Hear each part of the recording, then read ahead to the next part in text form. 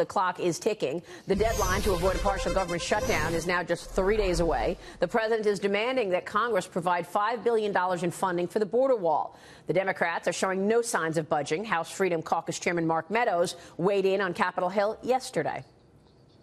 What makes January any better than December 21st? I'm willing to stay here through Christmas to get it done right on behalf of the American people. We continue to punt. This is not anybody's surprise. Joining us right now is Kansas Congressman and member of the House Committee on Small Business, Roger Marshall. Congressman, it's good to see you. Thanks so much for joining us. Oh, good morning to everybody. So all of this nervousness in terms of markets, we know there's a situation of uncertainty between China and the U.S., and we know that we're also facing uncertainty with interest rates. But how much of this is Washington? The fact that we're looking at a partial government shutdown this week, the fact that this Mueller probe is constantly asking questions and putting these suggestions of collusion out there, even though there's no evidence of it, the fact that we've got all of this sort of vitriol between the Republicans and Democrats. You know, absolutely, you're right. When I was a physician back in Kansas, I didn't follow these issues quite as closely, and my stock market brokers loved me because I didn't call them every day. Now I have to pay attention to every up and down, seeing the market overreact to all the uncertainty, whether it's the threat of a government shutdown, trades, tariffs, or potential interest rates being raised today or tomorrow. So all these uncertainties are adding up, and as you pointed out, these markets don't like the uncertainties. Yeah, but what are you going to do about it? You're a lawmaker and a leader in Congress. Are you going to how can you help the situation in your position? And are we going to see this shutdown? What's the impact? Yeah, I think my job is to remain calm and clear to make good decisions up here. Border security is such an important issue. I'm willing to shut down a very small fraction of the government. So my job as a congressman is to communicate, look, if the government shuts down, we're only really talking about 10% of the spend of the federal government. Medicare is taken care of, Social Security, the military. This is a very small segment. Border security, national security is so important. I'm willing to jump on this grenade and shut down this small sliver of the government to fund the border wall. Congressman, just a question. Last year, there was $1 billion given to for the border wall. That hasn't been spent. So the question is, the president's looking for $5 billion. What's the compromise? Because I know that you're comfortable shutting down 10% of the government, but I guarantee those people who are going to lose their job over Christmas aren't comfortable. I think you're still getting paid. So I think it's a very uncomfortable situation for Washington, Republican or Democrat, to say we're going to shut down part of the government over Christmas. So my question to you and a Democrat, if he was sitting here, what is the compromise? Yeah, I would prefer to keep the government open, don't get me wrong. So actually, we built about 31 miles of border security with the funding we gave the president last year, and that's going to go towards a total of 40 miles in total. This funding of $5 billion will build another 200 miles of border security out. So that's a priority for us. It's a political football right now. The president's working on a compromise. I'm going to stand beside the president. I think that this is when we need leadership from the president and from Congress as well. I do think there is a compromise there, but I would prefer the $5 billion. Right, but the bid offer is 1.6, which I think's been approved, to 5. So why doesn't the House members, Republican and Democrats, and the Senate come up and say a different number and ask the president to go with them on this?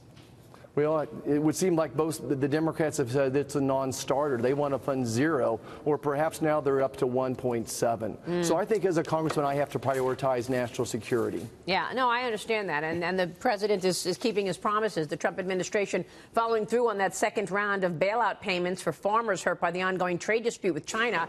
$9.5 billion will be distributed to farmers in total. But, then you have to ask yourself, well, what about other industries? Maybe the retailers need a bailout. What about the banks? I mean, can we really just give bailouts to those groups that are getting hurt by the tariffs and not everybody? I mean, doesn't this have a big downside risk? Certainly I understand your points and agree with it for the most part. When the president first presented to this, the farmers said it's a no-go. We don't want a handout. We want long-term access to trade markets. And that's always been our mantra. But right now back in Kansas, farm income is 50% of what it was. Farm bankruptcies are up 600%. So it's hard times back home. This funding will allow the farmers to maybe get the loan to plant next year's crop. It's a drop in the bucket.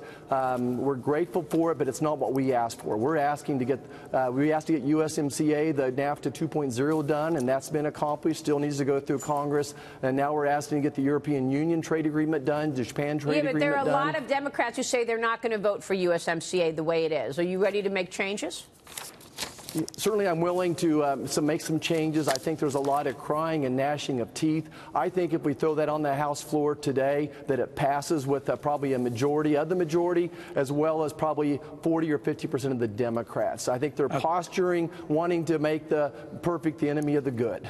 Congressman, your district, we've been talking about agriculture, but as we know, since we were on a panel together a few weeks ago, your district is very widespread in terms of its economy, including medical equipment. You were in the business, and you talked about how tariffs are hurting imports of critical medical equipment to do diagnosis.